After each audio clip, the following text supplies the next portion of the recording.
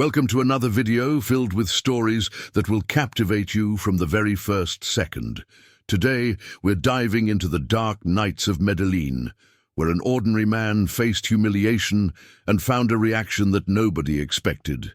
Get ready for a tale of intrigue, cunning, and unexpected twists that will change how you see the world. If you enjoy these stories, don't forget to subscribe to the channel and leave your like so we can continue bringing you more incredible videos like this one. Let's begin. The city of Medellin during Pablo Escobar's golden years of power shimmered with a strange radiance, a mixture of ostentatious luxury and latent danger. On one of those tension-filled nights, under the dark sky broken by neon lights, an ordinary man known only as Limon found himself in an underground casino in the heart of the city. Limon was no stranger to Escobar's world. He had been his driver for years, a silent witness to the darkest secrets of the boss. That night, however, he wasn't behind the wheel of an armored car or escorting his boss through the dusty streets of Antioquia. He had decided for the first time in a long while to seek a moment for himself, a fleeting escape from the life that had trapped him. The casino, with its poker tables and slot machines, offered him an illusion of control in a world where he had always been a pawn. The atmosphere inside was thick, filled with cigarette smoke and strident laughter. Men in expensive suits and women with dazzling jewelry filled the space, betting fortunes that seemed endless. Limon, with his simple clothes and reserved demeanor, felt out of place, but something pushed him to continue. He carried a wad of bills with him, money he had saved from the payments Escobar gave him for his loyalty. It wasn't much compared to the mountains of cash he had seen pass through the boss's hands, but for him it represented a small rebellion, an attempt to take the reins of his destiny. He approached a blackjack table, ignoring the contemptuous glances from the regular gamblers who viewed him as an intruder in their realm of opulence. The game began with a slowness that contrasted with the frantic rhythm of his daily life. Limon played cautiously, calculating each move, as if he were driving through a mined road. At first, luck seemed to be on his side. He won a couple of hands, and for an instant his eyes shone with a spark of hope. But then he appeared, a burly man, with a scar crossing his cheek and a laugh that resonated like thunder. He was one of the thugs from a rival cartel, someone who knew Limon by sight, and who that night decided to make him the target of his amusement. "What's Escobar's lapdog doing here?" growled the man, drawing mocking laughter from the other players. Limon felt the heat rising to his face, but maintained his calm, clinging to the cards as if they were his last defense. The humiliation didn't take long to escalate. The thug, drunk with power and liquor, snatched the cards from his hands and threw them to the floor, demanding that Limon bend down to pick them up. Others at the table joined in the mockery, some kicking the cards further away, others hurling insults that cut like knives. Limon, with trembling hands, bent down, not out of fear, but because he knew that any violent reaction could trigger something much worse. In that world, fights in a casino didn't end with a simple apology. They ended with blood on the pavement. As he picked up the cards, the memory of Escobar passed through his mind. The boss had always told him that patience was a more powerful weapon than any gun. But at that moment, under the cruel laughter, Limon wasn't so sure. The tension in the casino grew like a storm about to break. Those present, smelling the conflict, began to form a circle around the table, some betting in low voices on how long the driver would hold out before breaking down. The thug, enjoying his role as executioner, took another step. He overturned, his whiskey glass on Limon's head, letting the amber liquid drip down his face. The strong smell of alcohol mixed with shame, and for a second Limon closed his eyes, breathing deeply. The crowd erupted in laughter, but amidst the noise, something changed. Limon rose slowly, with a calmness that chilled the blood, and looked the thug directly in the eyes. He said nothing, but in his silence there was a promise, a warning, that only someone who had lived in Escobar's shadow could understand. No one in the casino knew what Limon had seen, the nights he had driven Escobar to secret meetings, the bodies he had helped disappear, the survival lessons he had unwittingly learned. He wasn't a hitman, he wasn't a fighter, but he carried, with him, the weight of a man who had been on the edge of the abyss more times than he could count. The thug, confident in his superiority, didn't see what was coming. Limon wiped his face with his sleeve, took a step back, and in a low but firm voice said, "See you outside." The phrase cut through the air like a knife, and although he didn't raise a fist or pull out a weapon, something in his tone made the thug hesitate. The expectant crowd began to whisper, intrigued by the unexpected turn. Outside, the night of Medellin waited, silent as if it knew something was about to happen. Limon left the casino without looking back, with the sound of laughter fading behind him. He wasn't a hero or a villain, just a man trapped in a game much bigger than himself. But that night, something inside him had awakened, a spark of dignity that had been buried under years of blind obedience. The thug didn't follow him immediately. Perhaps the liquor had made him more cautious, or maybe he had sensed, deep down, that confronting Limon was confronting the shadow of Escobar himself. The story of what happened next would be told in whispers, but that exit from the casino marked the beginning of something new, something that no one at that blackjack table could have foreseen. That night, Limon not only left behind the humiliation, he left behind a part of himself that had been tied to the orders of others. As he walked through the dark streets, with the echo of mockery still in his ears, he made a decision that would change the course of his life. He didn't know how or when, but he swore that he would never again allow anyone to trample him like that. On the horizon, the lights of Medellin flickered like a challenge, and he, for the first time, felt he could respond to them. The reaction everyone expected, an outburst of violence or total surrender, didn't come. Instead, Limon chose silence, patience, and a plan that was yet to be defined but would take him much further than the casino could ever imagine. The streets of Medellin, wet from a recent rain, reflected the streetlight as if the city itself were silently weeping.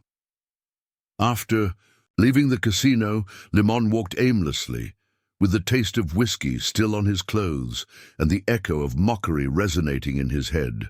It wasn't the first time he had faced the cruelty of the world he lived in, but something about that public humiliation had ignited a spark he couldn't ignore. For years, he had been the faithful driver, the invisible man who took Pablo Escobar from one place to another, dodging bullets and betrayals without asking for anything in return. His life had been a constant balance between fear and obedience, a routine that kept him alive but had also eroded him bit by bit. Now, under the cold night, he wondered how much more he could endure before breaking completely. The memory of Escobar was a shadow that followed him with every step.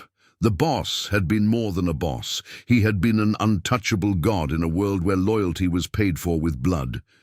Limon had seen things that would haunt him until the day he died, bodies thrown into rivers, suitcases full of dollars changing hands, desperate faces begging for mercy that never came. But he had also seen the other side of Escobar, the man who, on rare occasions, offered him a pat on the shoulder or a bottle of aguardiente as a reward for a job well done. This duality confused him, tied him to a life he hadn't entirely chosen. As he walked, he wondered if his decision to confront the thug at the casino had been an act of rebellion or simply an extension of Escobar's will, an echo of the lessons of patience and revenge he had learned at his side. Suddenly a sound pulled him from his thoughts, the roar of an engine approaching on the deserted street.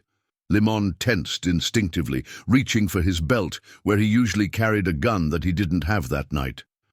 A dilapidated jeep stopped, a few meters away, and from it emerged a familiar figure, Carlos, an old friend from the days when Limon still dreamed of a normal life. Carlos wasn't part of the narco world. He worked as a mechanic in a workshop on the edge of the city, a simple man who had avoided the clutches of the cartel through sheer stubbornness. "What are you doing out here alone, brother?" asked Carlos, with a mixture of concern and curiosity in his voice. Limon hesitated before responding, but something in his friend's sincere gaze pushed him to tell him what had happened at the casino, each word coming out as if releasing a weight he had been carrying for years. Carlos listened in silence, smoking a cigarette while the rain began to fall again. When Limon finished, the mechanic let out a dry laugh and said, "Those guys think the world belongs to them, but there's always a way to make them fall." His words, simple but loaded with truth, resonated with Limon like a beacon in the midst of the storm. For the first time in a long time, he felt he wasn't completely alone. Carlos wasn't a warrior or a strategist, but his presence offered something. Limon had forgotten the possibility of trusting someone who didn't live under the cartel's rules.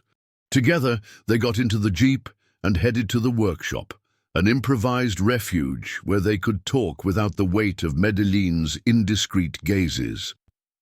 In the workshop, surrounded by rusty tools and the smell of gasoline, Limon began to see the outlines of a plan.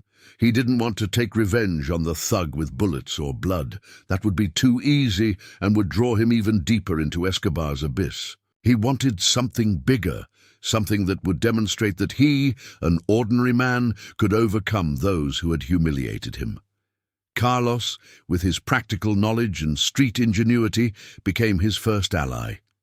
They talked until dawn, tracing ideas between nervous laughter and sips of bitter coffee.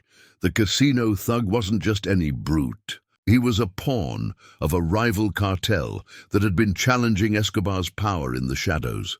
If Limon could expose him, perhaps he could gain something more than respect. He could reclaim a piece of dignity that the world had denied him. But the path wouldn't be easy. Limon knew that any wrong move would put him in the crosshairs not only of the thug and his people, but also of Escobar, who didn't tolerate his men acting on their own without his permission. Loyalty to the boss was an invisible chain, and breaking it meant risking everything: his life, his family, his identity. As the sun began to rise, tinting the sky a pale red, Limon felt the weight of what was to come. Carlos gave him a pat on the back and said, "If you're going to do this, do it right, but don't forget who you are." Those words were etched in his mind as a reminder that although he was defying the rules of the game, he was still the driver, the survivor, the man who had learned to navigate chaos. The rain had stopped, leaving behind a fresh air that smelled of wet earth. Limon looked at the horizon, where Medellin was slowly awakening, oblivious to the storms brewing within him. He knew the thug wouldn't forget the silent challenge he had thrown at him upon leaving the casino, and that sooner or later their paths would cross again. But now he had something he didn't possess before, an ally and a spark of purpose. He wasn't sure how this story would end, but for the first time in years, he felt the steering wheel was in his hands. Carlos's workshop became his temporary refuge, a place where ideas could take shape and where the echo of the casino's laughter began to transform into a distant roar of resistance. That dawn marked the beginning of a challenge that Limon hadn't sought but could no longer avoid. The humiliation at the casino had been the first blow, but now he was ready to return it, not with violence, but with cunning. As the day dawned, he promised himself that the thug, and perhaps the entire world, would learn that even a driver could change the rules of the game. The city, with its secrets and shadows, would be the board, and he, at last, a player willing to bet everything. Carlos's workshop, with its walls stained with grease and its floor covered with scattered tools, became an unlikely sanctuary for Limon in the days that followed. The city of Medellin continued its relentless rhythm outside, a hotbed of rumors and betrayals. But within those four walls, the driver found a space to breathe, to think. Each night, after working on the dilapidated cars that arrived at the workshop, he and Carlos would sit under a dim lamp, planning how to take the next step. It wasn't just the casino thug that obsessed him. It was the idea that for the first time, he could use what he had learned in Escobar's service for something of his own.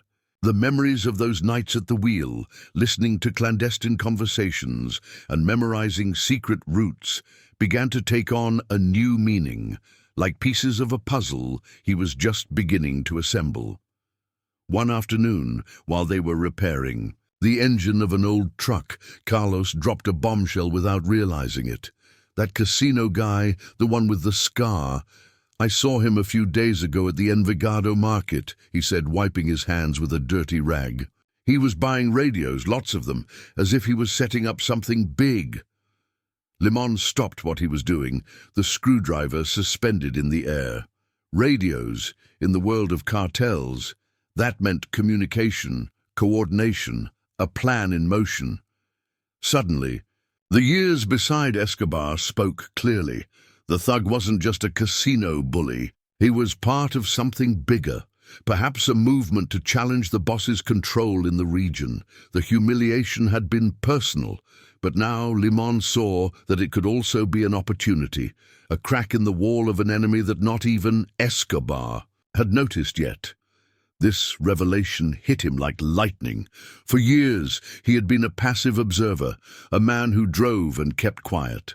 But now he understood that his silence had given him a power he had never claimed. He knew things, names, places, schedules, that he had registered in his mind without even trying. On nights at the wheel, he had heard Escobar and his lieutenants talk about betrayals, about rivals lurking in the shadows, about plans to crush them before they grew too large. The casino thug, with his cruel laugh and display of power, could be the key to something bigger, and Limon, the humble driver, held in his hands the possibility of changing the game. But he also knew that stepping into that terrain was like walking through a minefield. One error, and everything would explode in his face. Carlos, unaware of the storm unleashed in his friend's mind, continued talking. He recounted how he had heard rumors in the market. The rival cartel was recruiting men, buying weapons, preparing for a strike that no one saw coming. Limon listened with his heart racing, each word confirming what his instinct was already telling him. But he also felt the weight of a question he couldn't ignore. What would he do with that knowledge? He could go to Escobar, tell him everything, and return to his role as the faithful dog, perhaps earning a pat on the back and a few more bills. Or he could do something different, something that would bring him out of the shadows and put him at the center of the game. The idea frightened him as much as it excited him, because it meant betraying not only the boss, but the life he had known until then. That night, while the city slept, Limon went out alone to walk through the streets of his neighborhood. The air was charged with a strange silence, broken only by the distant barking of a dog. He passed in front of a house that had belonged to a former cartel companion, a man who had tried to play his own cards and had ended up with a bullet in his head. The memory made him shudder, but it also filled him with brutal clarity. If he was going to do something, he had to be smarter than all those who had fallen before him. He didn't have the money or the weapons of the big players, but he had his mind, his patience, and the secrets he had guarded like an invisible treasure. At that moment, under the pale light of a street lamp, he decided that he wouldn't just be a pawn on others' board. He would be the one moving the pieces. Returning to the workshop, he found Carlos waiting for him with a cup of coffee and an inquisitive look. "You look different," said the mechanic, lighting another cigarette. Limon smiled for the first time in days. a small smile but loaded with determination. He told him his plan. He wouldn't confront the thug directly, but would follow him, discover what he was plotting, and find a way to use it to his advantage. He didn't want to kill him. He wanted to humiliate him in a way that would hurt more than any blow, by exposing his game before everyone's eyes. Carlos looked at him with a mixture of amazement and concern, but nodded. "Count on me, but be careful. This isn't a children's game," he warned. Limon knew he was right, but he also knew there was no turning back. The following days were a whirlwind of silent action. Limon began to use the skills he had perfected in Escobar's service. He drove through the city in a borrowed car, following the thug from a distance, noting every movement in a notebook he jealously guarded. He discovered that the man met with shadowy figures in abandoned warehouses, that the radios were part of a system to coordinate a surprise attack against one of the Medellin cartel's key routes. Each new piece of data was a victory, but also a reminder of the danger that lurked. One night, while observing from the shadows, he was nearly spotted by one of the thug's men, and only his instinct saved him from being discovered. Fear accompanied him, but also a euphoria he had never felt before. When he finally had enough information, Limon understood the value of what he had found. He could not only save his own skin, but change the balance of power in Medellin. Thus, the thug and his people were so confident in their plan that they hadn't noticed the driver following them like a ghost. At that moment, Limon felt the weight of his name, the name of an invisible man in Escobar's service, transform into something more. He was no longer just the driver. He was the man who had seen what others couldn't, and who was ready to use that knowledge to claim his place. The city, with its lights and shadows, would witness his move, and the casino where it all began would soon seem like a distant memory compared to what was to come. The city of Medellin never slept entirely, but in the hours before dawn, when the streets emptied and silence took over the alleys, Limon found the perfect moment to close the circle that had begun at the casino. Weeks had passed since that night of humiliation. Weeks full of shadows, risks, and decisions that had brought him to the edge of what he believed possible. With the notebook full of annotations in his pocket and Carlos's backup, he had gathered enough information to expose the thug's plan and his rival cartel. He wasn't a movie hero or a bloodthirsty hitman. He was just a man who had decided his life was worth more than the cruel laughter of a blackjack table. Now, sitting in the workshop under the same dim lamp, he reviewed every detail, knowing his next move would be definitive. The opportunity came unexpectedly one night, while he was driving along a route he knew like the back of his hand. He saw the thug and his men loading boxes into a warehouse near Envigado. Limon didn't hesitate. He parked at a distance, took an old camera that Carlos had found in the workshop, and captured every moment.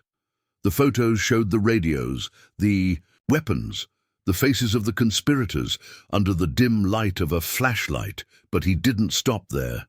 He knew those images would only have value if they reached the right hands. In an act that mixed audacity and madness, he decided not to take them directly to Escobar. That would have tied him again to the boss's chains, but to a local journalist, a brave man who had been investigating the cartel's movements despite the threats. Limon left the envelope with the photos and an anonymous note in the journalist's mailbox, knowing the impact would be greater if the truth came to light through other means. Days later, the scandal exploded like a bomb in Medellin. The headlines screamed about the frustrated plan of the rival cartel, and the photos, though blurry, were enough proof to unleash chaos among their ranks. The thug, whose name now circulated in the newspapers, lost all his arrogance.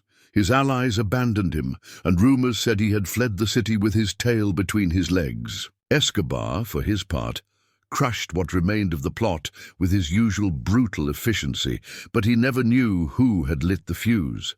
Limon observed everything from a distance, sitting in the workshop with Carlos, reading the newspaper with a mixture of amazement and satisfaction. There was no blood on his hands, but he had gained something more valuable, the power to change the course of events without firing a single shot. Limon's life was never the same after that. He continued to be Escobar's driver, driving through the same dusty streets, but something in him had changed. He no longer felt like an invisible pawn. He carried with him a silent certainty that he could be more, that the lessons learned in the shadows could serve him to build his own path. Carlos, his faithful ally, looked at him with pride, though sometimes with a hint of concern. "You got into a dangerous game, brother, but you played it well," he told him one night, passing him a cold beer. Limon nodded, knowing he had dodged a death by a narrow margin, but also that he had found a strength he didn't know he had. Medellin, with its chaos and beauty, continued to revolve around him. The nights at the casino, the thugs' insults, the laughter of the table, it all seemed like a distant echo now, a memory that had lost its edge. Limon didn't seek glory or recognition.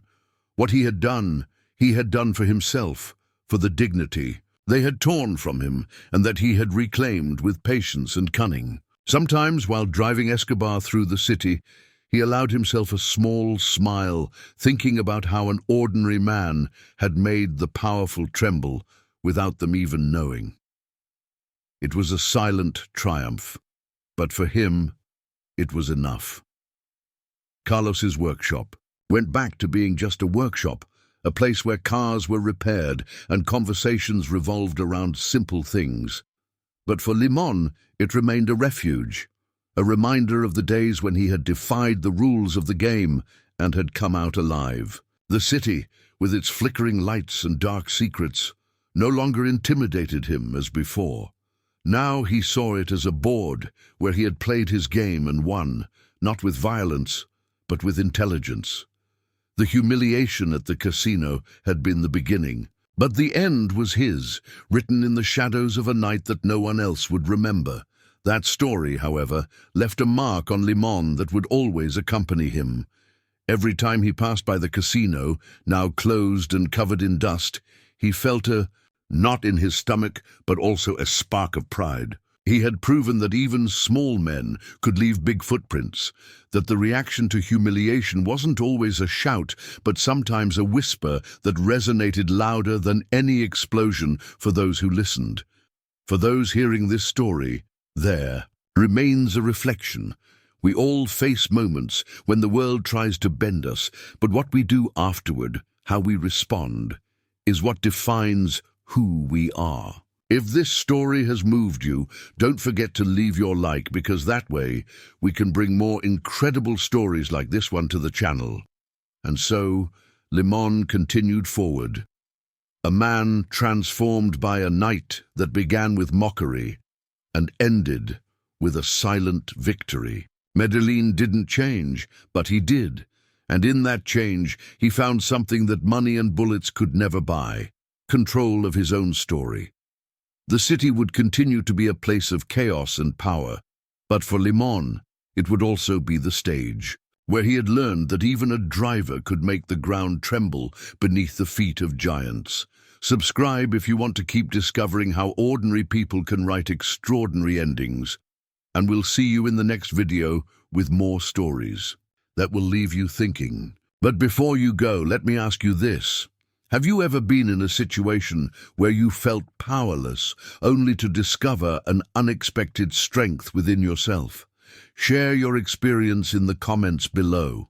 Your story might inspire someone else who's facing their own casino moment right now.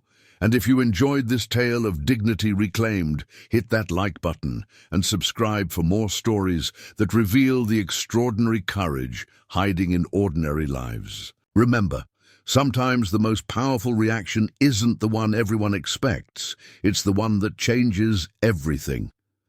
Until next time, this is your storyteller, reminding you that in the game of life, it's not about the cards you're dealt, but how you play your hand. The story of Limon, Pablo Escobar's driver, doesn't end with just one victory. In the shadows of Medellin, life continued to unfold in unexpected ways. While our tale of the casino humiliation and its aftermath reveals one chapter of his life, there were countless other moments that shaped this ordinary man into someone extraordinary. In the months following the newspaper scandal, Limon noticed subtle changes in how people treated him. Nothing obvious. No one dared to openly acknowledge his role in exposing the rival cartel's plot, but there was a new respect in the eyes of those who had once looked through him as if he were invisible. The mechanics at gas stations nodded with deference. Street vendors offered him the best fruits. Even some of Escobar's lower-ranking men seemed to stand a little straighter when he drove past. This newfound respect was both intoxicating and dangerous. Limon knew that in Medellin's delicate ecosystem, being noticed could be a death sentence. The power he had tasted was sweet, but it came with risks that kept him awake at night, staring at the ceiling of his modest apartment, wondering if he had gone too far. Carlos noticed the change in his friend too.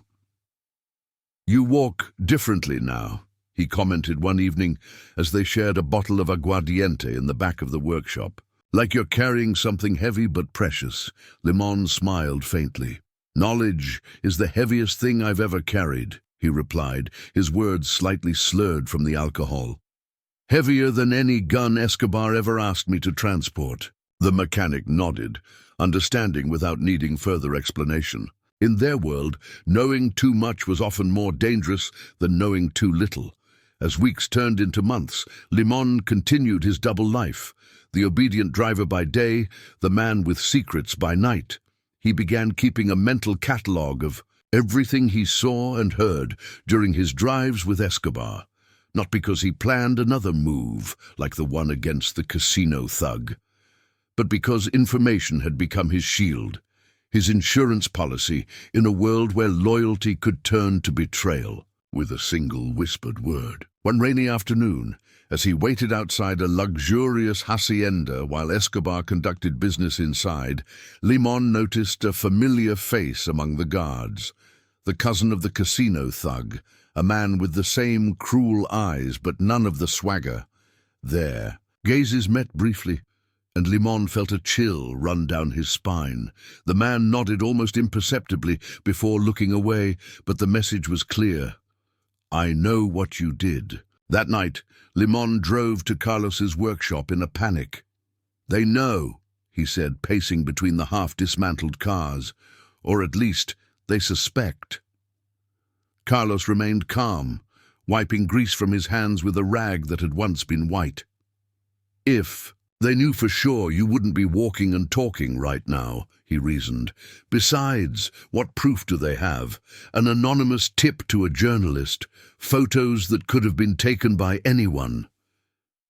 Limon wanted to believe his friend, but the fear had taken root. For the first time since the casino incident, he felt vulnerable again, as if the ground beneath his feet had shifted from solid concrete to quicksand. "Maybe I should disappear for a while," he suggested, more to himself than to Carlos.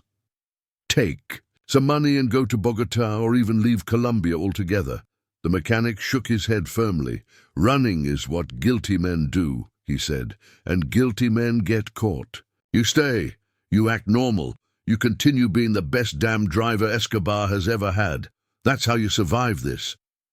Limon knew his friend was right, but the fear lingered like the taste of whiskey on his tongue, bitter and impossible to ignore. The following weeks tested his resolve in ways he hadn't anticipated. Every time Escobar summoned him for a drive, Limon wondered if this would be his last journey. Every time the boss spoke in hushed tones with his lieutenants, Limon's heart raced, wondering if his name was being mentioned. The strain began to show, dark circles under his eyes, a slight tremor in his hands when he gripped the steering wheel. Escobar, ever observant, noticed the change. "You look tired, Limon," he commented one evening as they drove through the outskirts of Medellin. "Is something bothering you?" The question hung in the air like smoke, seemingly innocent but potentially deadly. Limon swallowed hard, keeping his eyes fixed on the road ahead. "Just haven't been sleeping well, Patron," he replied, his voice steady despite the fear churning in his stomach. "My mother has been sick." It wasn't entirely a lie. His mother had been suffering from arthritis for years, but it wasn't the truth either. Escobar seemed to accept the explanation, nodding sympathetically. "Family is everything," he said, his voice softening. "Take some money, get her the best doctors." The kindness, unexpected and undeserved, made Limon's guilt even more acute. Here was the man he had indirectly betrayed, offering him help for a problem he had invented to cover his tracks. The complexity of his feelings toward Escobar, fear mixed with respect, loyalty tangled with resentment, threatened to overwhelm him. That night, alone in his apartment, Limon made a decision. He couldn't continue living in constant fear, jumping at shadows and seeing threats in every glance. He needed to reclaim the sense of control he had felt after exposing the casino thug's plot. But this time, he would be even more careful, even more strategic. He began by creating a routine so predictable that it became invisible. Same coffee shop every morning, same route to Escobar's compound, same respectful nod to the guards. He cultivated an air of such mundane reliability that people's eyes began to slide past him again. Exactly what he wanted. Meanwhile, he continued his silent observation, noting which of Escobar's men seemed discontent, which ones talked too, much after a few drinks, which ones had unexplained new wealth. He recorded nothing physically, no notebooks, no photographs, keeping everything locked in his memory, a skill he had honed over years of driving in silence. Carlos remained his only confidant, the one person with whom he could speak freely. Their friendship deepened through shared risk, becoming something akin to brotherhood. The mechanic's workshop became not just a refuge, but a war room where they could analyze the shifting alliances and power plays within the cartel. "You're becoming quite the strategist," Carlos remarked one night, impressed by Limon's detailed knowledge of the cartel's operations. "If Escobar knew what was in your head, he'd either kill you or make you his right-hand man." Limon laughed, but there was no humor in it. "Let's hope he never finds out which it would be." As months passed, his confidence grew. The cousin of the casino thug was transferred to another part of the operation, far from Escobar's inner circle. Whether this was coincidence or something more deliberate, Limon couldn't be sure, but he chose to see it as a sign that his position was secure, at least for now. He even began to find a strange kind of peace in his double life. During the day, he was the perfect driver, attentive, discreet, always where he needed to be. At night, he was the observer, the collector of secrets, the man who had learned that knowledge was both weapon and shield in the dangerous world of Medellin's cartels. But peace in Medellin was always temporary, a brief lull between storms. The calm Limon had cultivated was shattered one ordinary Tuesday when Escobar climbed into the back of the car with a newspaper in his hand and fury in his eyes. "Do you see this?" he demanded, slapping the paper against the seat. "Someone is talking to the Americans. Someone close." Limon glanced in the rearview mirror, his heart rate accelerating. The newspaper headline screamed about a DEA operation that had seized a significant shipment of cocaine, a shipment that very few people had known about.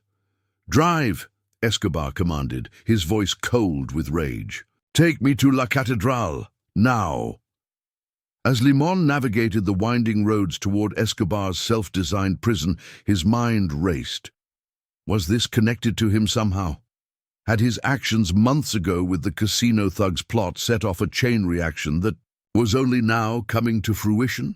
The boss spent the entire drive on his mobile phone, speaking in terse, clipped sentences that Limon could only partially hear. Names were mentioned, some familiar, some not. Orders were given. By the time they reached La Catedral, Escobar's rage had cooled into something more calculated and, in Limon's experience, far more dangerous. "Wait here," Escobar instructed as he exited the car. "This won't take long."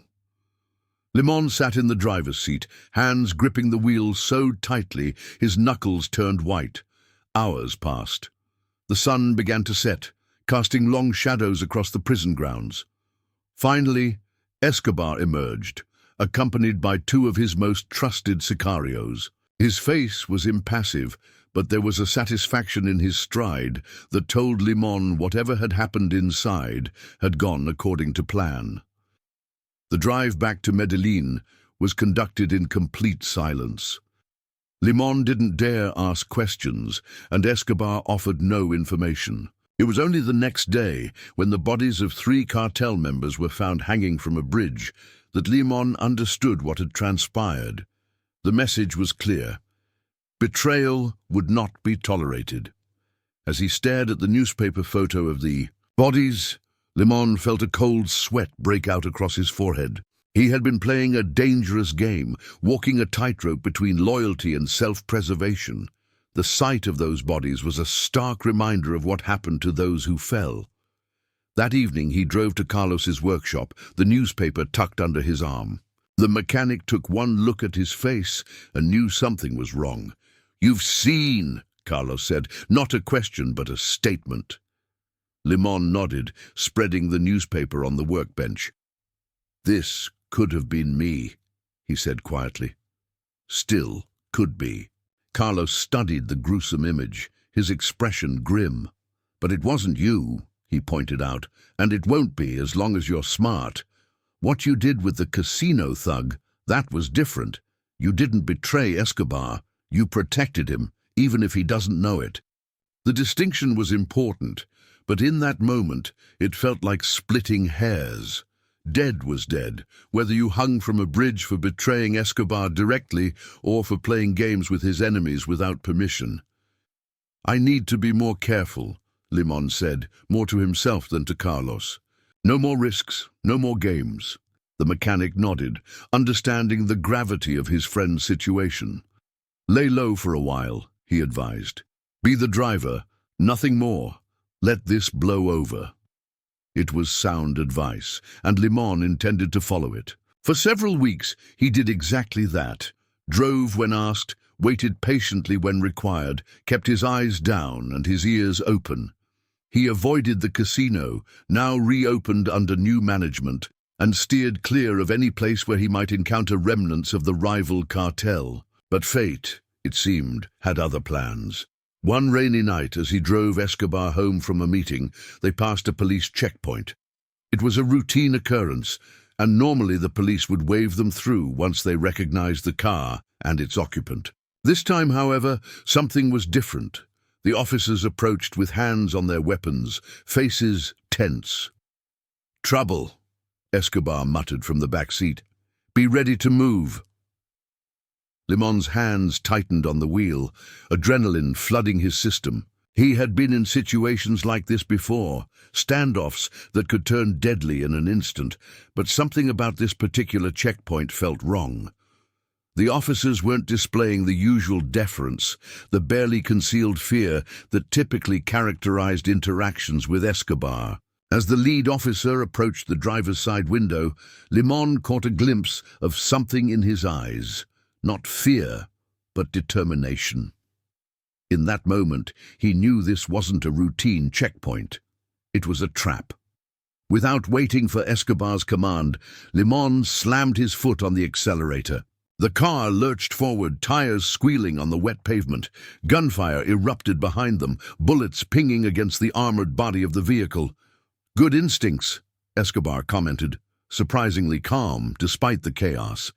He reached under the seat and pulled out a handgun, checking the chamber with practiced ease.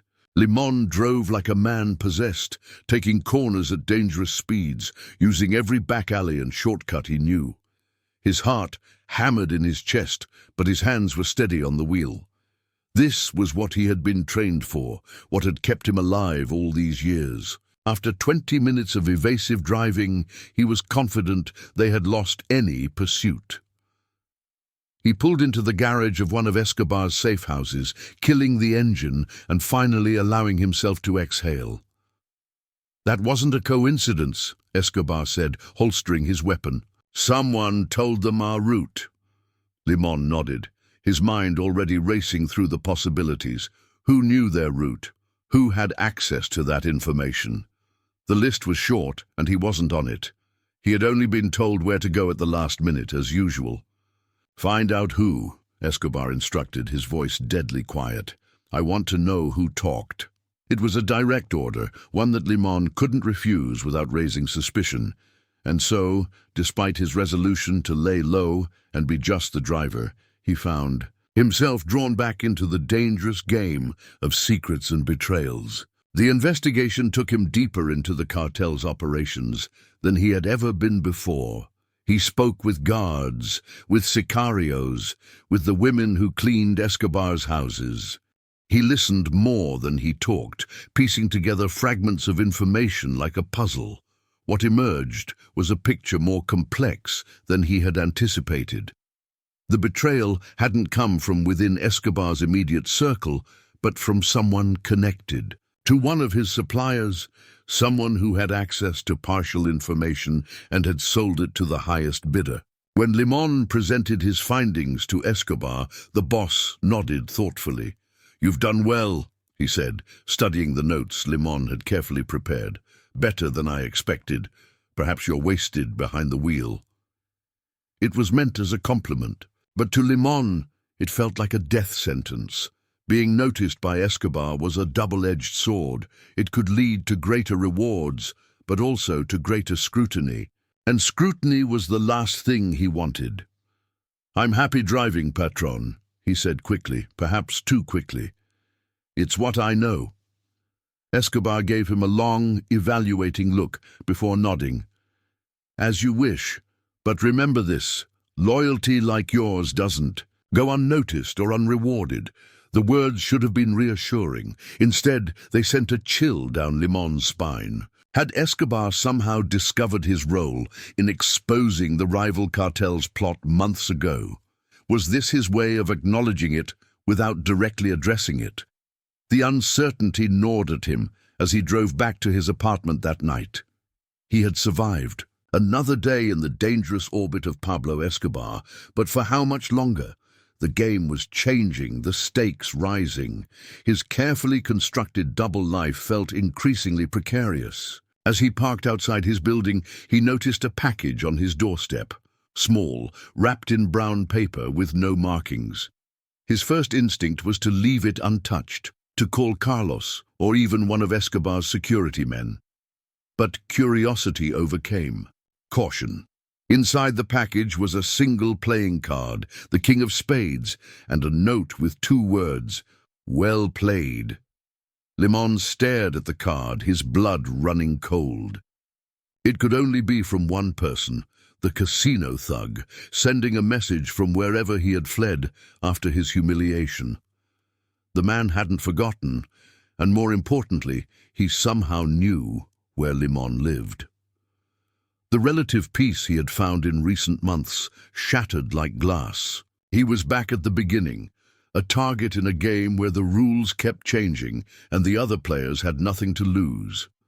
That night, as rain lashed against his windows and thunder rolled across Medellin's sky, Limon made another decision. He wouldn't run, and he wouldn't hide. He had survived this long by being smarter, more patient, more observant than those around him. He would continue to do what he did best: watch, listen, and wait for the perfect moment to act. The casino thug had made his move.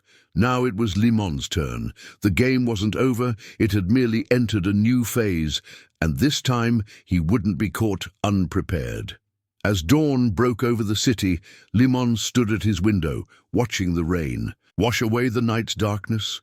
In the distance, he could see the mountains that surrounded Medellin, solid and unchanging despite the chaos that unfolded in their shadow. Like those mountains, he would stand firm. The driver, who had once been invisible, had found his voice, his power, his place in the dangerous world of Pablo Escobar's Medellin. And no one, not a casino thug, not a rival cartel, not even Escobar himself, would take that away from him. If this story of resilience and quiet strength resonates with you, hit that like button and subscribe to our channel. Share in the comments. A time when you had to stand your ground against intimidation. Your experience might be the inspiration someone else needs today. And remember, the most powerful weapon you possess isn't in your hands. It's in your mind. The ability to observe, to plan, to wait for the perfect moment. These are the skills that transform ordinary people into extraordinary forces of nature. Until our next story, keep watching, keep listening, and most importantly, keep learning from every experience life throws your way. Because in the end, it's not about how hard you can hit, it's about how much you can endure and still move forward. This is your storyteller, signing off until next time.